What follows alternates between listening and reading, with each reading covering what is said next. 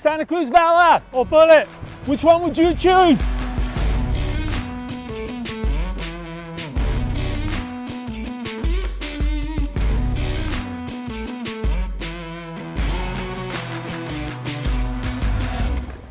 Whoa, talk about first world problems, Danny.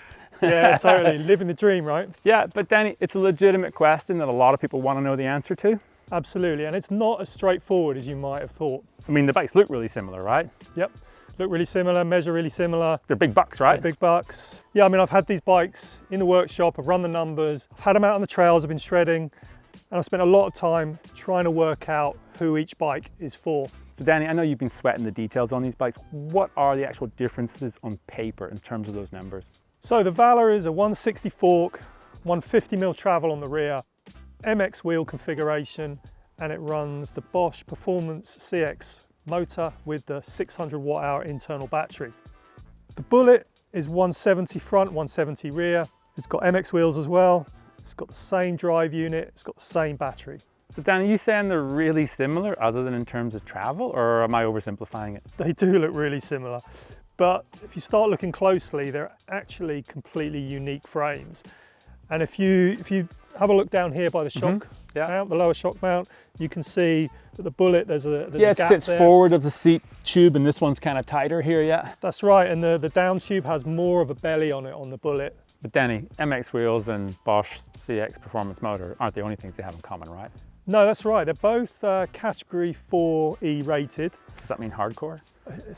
Almost. 5's the highest, so Okay. they're pretty up there in terms of strength. They are both available in 5 different frame sizes, and the Vala, though, is actually available in an alloy version that brings the price down to about £4,900. For the entry-level bike? That's right. That's pretty competitive. Yeah. Now, I know you've spent a load of time weighing and measuring these bikes, Danny. Should we get into the nerdy stuff? Yeah, but should we do another lap first? Yeah, why not? Let's get it.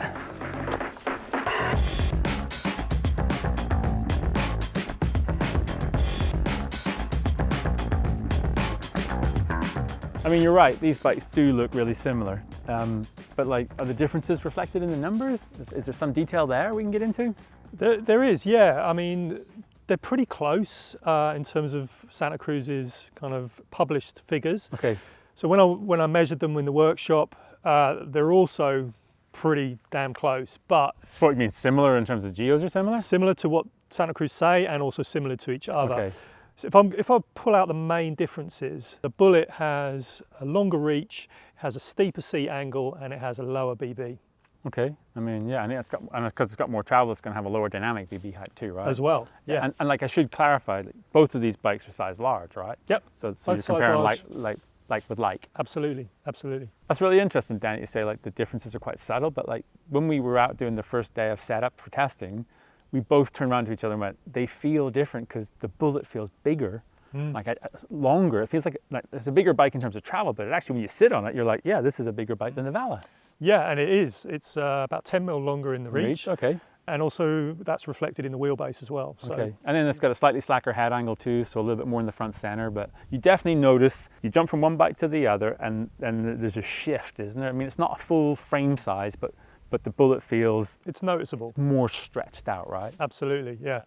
Obviously, if you want to check out the numbers, we'll put them up on the screen so you can pause it and really sort of compare and contrast. But yeah, they're both really slack bikes. They're like 63.1 and 63.5. So that's standard for me. Like, that's yeah, 63.5 for a trail bike is kind of slack, right? Chainstays are within a whisker of each other. And they've got proportional chainstays too, right? Across That's the 5 size range. That's exactly, yeah. So if you were to look them on paper, you'd be like hard pressed to make a decision about how they ride. Oh, well, that one's got a better color, right? That has a really nice green color. So, okay, yeah. Okay. Those numbers you're quoting, Danny, but they're in the slack setting on both bikes, right? Well, actually, I measured them in both settings, both bikes in both settings. And yeah, you're right, there is a flip chip. I neglected to point that out, but it makes like such a subtle difference. For me, I'm just like, well, stick it in the slack setting and have done with it. It's like 2mm on the BB and it's like 0.2 or 3 on the head angle, so it's barely anything. Okay. Well, Danny, they are both really modern bikes, so you got to have a flip chip, right? But what about the weights of these bikes? Are they comparable? Yes, very. I mean, you'd probably expect the Bullit to be the heavier bike, right? Well, totally. Yeah. Well, it's not. It's 60 grams lighter. I mean, Danny, that doesn't really make any sense because the Bullit is their downhill e-bike and this is their trail e-bike, and that one should be heavier and this one should be lighter. Yeah. Okay, so let's dig into it. So first of all, you've got to remember that that is a slightly cheaper build. So it's got the C frame, their heavier carbon layup. This is the CC. And then Danny, like, this bike's got carbon wheels and this one's got alloy wheels, right? Yeah, that's right. So the Vala has very slightly lighter wheels. They're 10 grams lighter for the whole set, wheels and tyres. So even though this has got double down casings, like reinforced casings front and rear, Yeah. you're not really paying a penalty for that. Yeah, and it's really cool because it means that, like, when we're doing the comparison between the two bikes, like at least the global weight of the bike, it's comparable between them. And what actually is it? 21.9 for the Bullit and 21.96 for the Vala. Okay, I mean, our scales aren't that accurate. Yeah, I've measured them like weighed them An like 3 or 4 average, yeah, times, but and still, but the difference is always about the same. So really similar weights, similar specs in terms, at least in terms of e-bike components, similar geometry, Yep. but very different ride qualities. Yeah.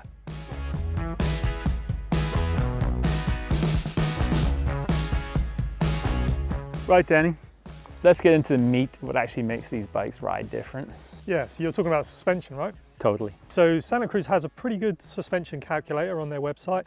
You can plug in your weight and then it will give you all the pressures and damping settings for the fork and the shock on these bikes and whatever spec you have. And so that's really helpful as a starting point. There's a few ambiguities that you want to kind of consider and take into consideration when you're setting up your bike, aren't there? So for starters, it doesn't say whether that's your weight input when In you're your fully birthday kitted suit out. or your birthday suit, right? In your undercrackers, it doesn't say. Then there's also little things like, so when you set your fork pressure, naturally it sags under the weight of the e-bike, right? So if you extend the fork fully, you lose about 4 psi. Yeah, that was in really terms of the noticeable pressure. when we were setting the bikes up with the data logger, was that, like, I just noticed when I had the pump on it, when I was asking you what pressure, and then I'd be like, okay, is that what pressure with the fork fully extended or with the fork slightly sagged with the weight of the bike? Yeah, totally. These are all things to consider when you're setting the bike up. And the other big factor is that it doesn't say how many tokens there are, well, volume spaces You in should the use, fork. that you should use, right? You should, or the recommendation they give you doesn't say with how many tokens are in Yeah. there. And actually, both these bikes come with, pretty much all the tokens in the fork for you, so that they don't get pilfered. Or you might never get them, right?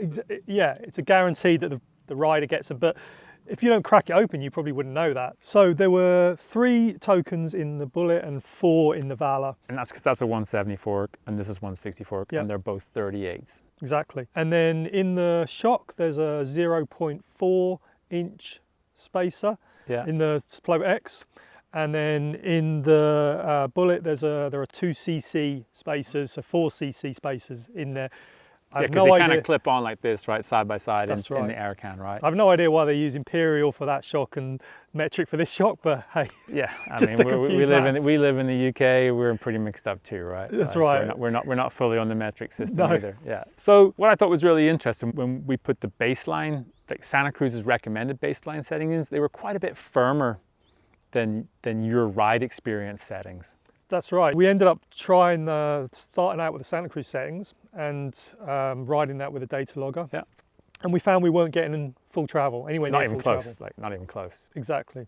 So then we started by dropping the pressure, and we still couldn't get anywhere near full travel. Yeah. In fact, and what really surprised me too with that was that the dynamic sag didn't actually change that much either. And I think because you can just compensate with your body weight, and also the damping's doing a lot of work, so it's not just all about spring pressure. Yeah, and we were around about 20% Yeah. dynamic sag, weren't sag, we? yeah. Which is a good On the fork, yeah. it's a good ballpark to Yeah. be in, right? Totally. So to unlock that full travel out of both forks, we ended up taking volume spacers out of them, didn't we? And then we ended up with 1 volume spacer in each fork, so Yeah. both And then- the same setting. And like in terms of damping, with the fork and shock, we actually moved away a little bit from Santa Cruz's recommendations too, just to free things up and make the bike feel more dynamic. Yeah, we went a little bit lighter, mostly on rebound, a little bit of compression, but mostly on rebound. The fork on the Vala ended up pretty much on the recommended pressure that Santa Cruz suggests.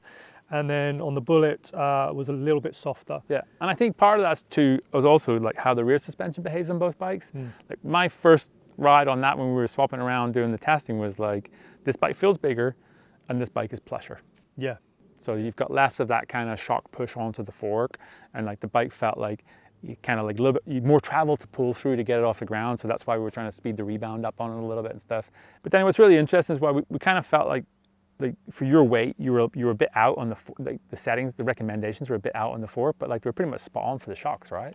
Yeah, that's right. I ended up on exactly the pressures that Santa Cruz recommend, which is really good. I did add a volume spacer into the X2 on the Bullit though, just to give it a little bit more progression. Yeah, and I remember because we were pretty much getting the full travel out of that one, like easier than this one, right? Yeah, exactly. So that makes a ton of sense. And then again, it'll give the bike a little bit more pop and make it feel more dynamic. And yeah, and that process brought the bikes closer together in terms of ride feel. But not as big as the next change we made. No. which didn't surprise me. Yeah. Because I do it all the time. When we do the group test and I test the bikes, I fit the same tires to all the bikes for one key reason. They have such a big influence on the performance of the bikes. So I remember we came up the hill and I said, right, Danny, let's swap the wheels because they're the same sizing, same rotor sizes, same brakes. So we could just swap one to the other. And it was like, hold on a second, night and day, right? Nice, easy swap. And yeah, it totally transforms the ride of each bike. I mean, basically the Schwalbe tires on the Vala have like a lot more supple casing. They have a lot more sensitivity. They're sort of calmer and quieter, but they're bouncier. There's less damping in the carcass of the tire, and they're faster as well. I mean, they roll faster. They do. On those flat sections of trail where we're like back to back, you were always rolling away from me until we swapped the tires. Yeah. Again, that brought the bikes even closer together. If it putting those wheels on this bike, gave it pop and speed. And that sort of became a little bit more damped and a little bit calm. And I think like Santa Cruz has nailed that, right? Like that's how it should be, because this is the trail bike, this is the do-it-all bike, and that's the downhill e-bike for like steep up, steep down, and this is for everything in between. So you need to carry speed, right? Like, I mean, the tires really complement both platforms. Absolutely. You know, the Magic Mary I think is a great front tire.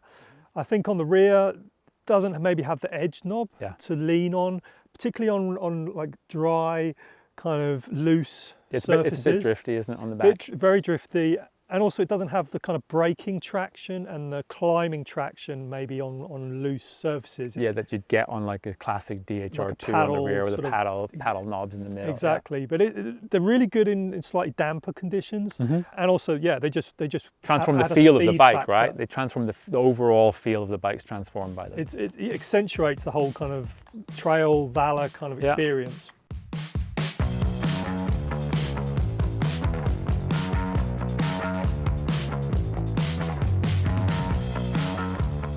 Well, Danny, we've covered pretty much everything. The similarities, the differences, the difference in geo, weight, suspension, how we set them up. But what people really want to know is, like, what's the difference in their ride quality?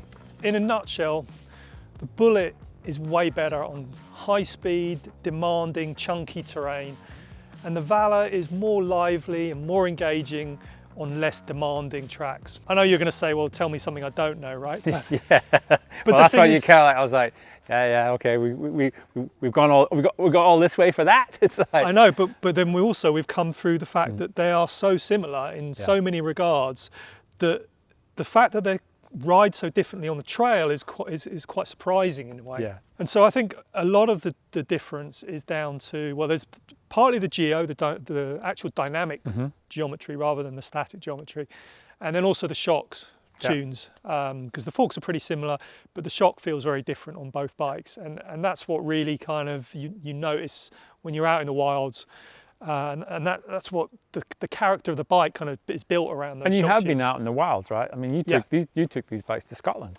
Yeah, I went storm chasing to Scotland.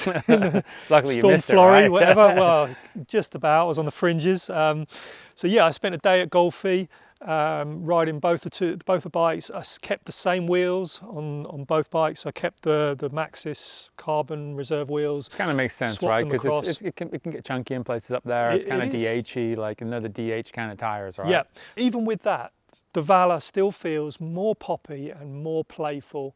It's more fatiguing though, and when you get into the steeper stuff, it definitely starts to feel a little bit more wild. Okay. It depends how you look at this, because you might say, all right, the Bullit is a little bit safe and a little bit boring, whereas the Vala is more exciting to ride. But if you got into really dangerous terrain, which one would you pick? I would totally go with the Bullit for bike park stuff, wild enduro, natural stuff out in like the stuff in Golfie, alpine stuff. You know, it is like a mini DH bike. Where everything gets scaled up. Yeah. And you kind of scale the bike up too, right? Yeah, and you know, that's, as I say, partly because just the dynamic geometry, just you sit sort of lower into the bike, you feel that extra wheelbase length. When you're sort of coming on, you're on steeper tracks and you're like diving off sort of route drops into turns, you can just, you just feel like you've got more control over what the front wheel's doing, the rear wheel's doing. You're kind of more between the axles. And you've got more time, right? It feels like you've got a little bit more time. And this is an analogy that you can use like for downhill bikes. You got to have the terrain to match the bike. Yeah. Right? Otherwise you're overbiked, right? Yeah. Like, and you get on a downhill bike and it feels kind of sluggish and this and that, and you go somewhere where it's pinned fast and rough, and all of a sudden the bike doesn't feel like that anymore, right? Yeah, and you know, that's the Bullit again in a nutshell. On these kind of flatter tracks or the smoother tracks, it does feel a little bit dull sometimes, and it's very, very composed. The Float X2 shock is super composed. You can really feel the damping, like you know, the oil pulling through the shock. Yeah, when we swapped the bikes on that first setup day, that's one thing I noticed, was that like the bike was just like, it was so composed, it was so smooth, and then this bike felt definitely more reactive. And again, it was through the rear shock. I remember turning around and saying to you, Danny, like the rear suspension on the kind of rough, it was a roughish sort of flattish trail, but I thought the rear suspension definitely like dealt with the bumps better on the Bullit than it did on the Vala. Yeah, there was a couple of spots on the day we did with the data logging where you just sort of, I remember coming off a kind of lip, landing in a load of roots, and the bike just sort of sat. As soon as you landed, it sat there on the Bullit, and you know, that you can feel that shock just like absorbing it and just returning to that kind of dynamic sag point. Whereas the Vala, you felt kind of bouncy. You just sort of landed and you're like, boing, and it's... But Danny, let's turn this around, because like it sounds like we're leaning pretty hard into the Bullit here, but like on the right trail, that bounciness and that dynamism feels amazing on the Vala, right? 100%. And you know, that's probably why when I'm riding locally around Surrey here, you know, every time I went to the shed, I pulled the Vala out rather than the Bullit. Because it just felt like... We're back to first world problems again, right? Oh, Danny's looking in his shed. How shall I do the Vala or shall I do the Bullit? Okay, I mean, sorry, not sorry, right? Yeah, it's good problem to have, right? It's a nice problem to have. But that was the bike I would choose, you know, in a heartbeat for just anything where you don't have that gradient, where you don't have that just really chunky sort of big hollows and drops, and you just kind of need to pop the bike over things, you're changing lines, stuff like that. It just feels way more fun. And then for the opening day of the new trail at BikePark Wales, we took the Bullit. Yeah, big jumps, 100%, you know, 25 miles an hour, you're going to take the Bullit every time. So you really need to kind of hone in on what type of terrain you ride mostly, what kind of riding style you have. You know, some people prefer to feel a little bit kind of out of shape. Yeah. Other people like to feel really safe and confident. Yeah, totally. And I think that comes back to something that's really fundamental about this video, and it's bigger than the Vala Bullit question. I've always tell people, get a bike that suits 90 to 95% of your ride, not the 5% you aspire to do, or that one trip you're going to do to the Alps every 3 years, or that one time you go to Scotland. If you live in Scotland, you live in the Alps, then that's 95% of your riding. Yep. That's why it's really useful, right? Don't overbike yourself or underbike yourself depending on the situation you're mostly riding in. Yeah, totally. And it's not just about like, you know, getting the right bike for the terrain you mostly ride then. It's like setting the bike up, right? Yeah. Yeah, so the one sort of aspect we haven't really touched on yet with these bikes is there's a progression chip as well for the shock. So when I was in Scotland, I tried runs on both bikes in the two different settings as well. And so in both linear and progressive, basically. Yeah, on both bikes. That's right. Yeah, my overwhelming kind of preference was to go for the progressive setting. Okay. And I, you know, the clear reason for that was because I just felt like I had kind of more spring pressure to push against, and I got more back out of the bike. So although I kind of gave up a bit of mid-stroke support to get that, it really sort of, the bike felt more alive in those settings. And Danny really hit the nail on the head here. These are e-bikes. They're inherently stable. Yeah. They've got long wheelbases, they've got slack head angles. These are stable bikes. And by making it more progressive, what you're trying to do is make the bike, so you can pick it up and move it, right? Yeah, it kind of feels a little bit more comfortable and confidence inspiring, and a little bit more predictable. I mean, again, there's a lot of those kind of drops into turns at Golfie, and I just felt like I kind of slapped into those with the less progressive setting, with the more linear setting.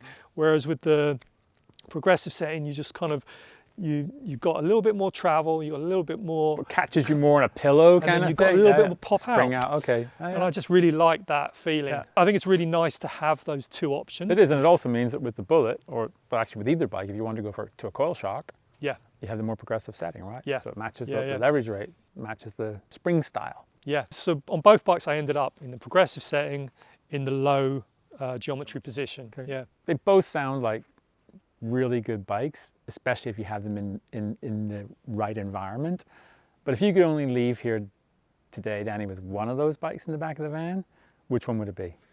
Well, my heart says Bullit every time, but my head says Vala, because for where I live, it just makes more sense. It's a more versatile bike. Like I can go and ride it in a bike park quite happily, high speeds, hit big jumps. Maybe it feels a little bit more rowdy. That can be a good thing too, right? That can be a good thing. Whereas I think on the Bullit, I would just feel a little bit too much like bike for the majority of your riding. For what I ride. Again, and that's just location specific. I'm just being sensible here. But again, if I was living somewhere a little bit spicier, then I'd definitely go for the Bullit. So you're taking the Vala today? Today I would take the Vala. So does that mean I can take the Bullit? Go on, it's yours.